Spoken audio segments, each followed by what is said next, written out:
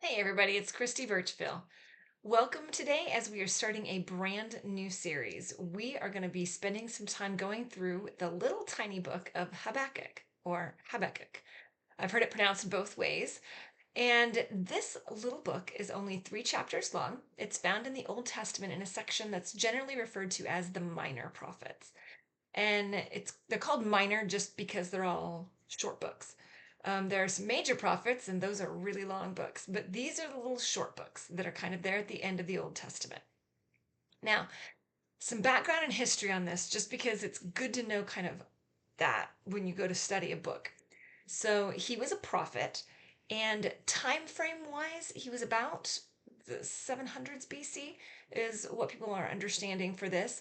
It's right around the time when the Assyrian Empire is starting to diminish and the Babylonian Empire is taking over everything. And so you've got the Assyrians who have been evil, horrible people and done awful things to people as they conquered and conquested throughout the world, the known world at that time. But now, as they're kind of falling away, you have Babylon, who is coming and doing a lot of the same similar things. Habakkuk is the prophet who is kind of looking out. He's from Israel. He's looking at the world and going, why? Why are we allowing all of this injustice? The title of this series is, But God, Why?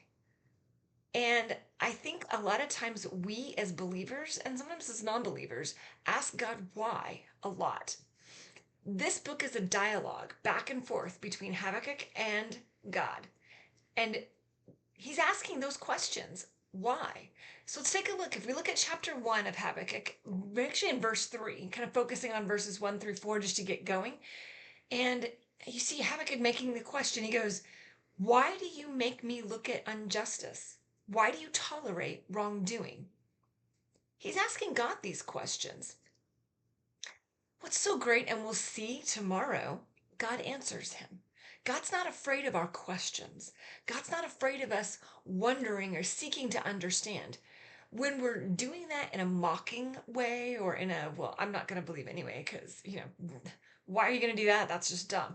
If we're coming at it from that standpoint, that's not the attitude that God wants to see. But God honors our genuine curiosity. God honors our deep desire to understand. And Habakkuk was doing exactly that. Why do you look at why do you tolerate wrongdoing? Why am I having to look at the world and see all the injustice? It's not fair, God, is what he's saying. It's okay to ask God questions. It's okay to not understand. There have been plenty of times in my life that I have looked at my life and looked at the circumstances and the situations and been just like, really, God? I don't understand why. Why do I have to walk through this? Why do I have to experience these trials? Why do I have to go through these things? God understands. God has an answer. And this book, as we study through this, I want you to be thinking about those questions that you have about life. What are those deep seated concerns, those deep seated, just, I don't understand points about our life? Let's be thinking about those and bringing those to God. Habakkuk brought these to God and God answered him. Let's use this time going through this book to bring our questions to God and allow Him the opportunity to answer those. There'll be a link to the full playlist, but make sure you subscribe so that you don't miss any of the upcoming days as we work our way through this book where Habakkuk struggled back and forth with God. Thanks so much. We'll see you tomorrow.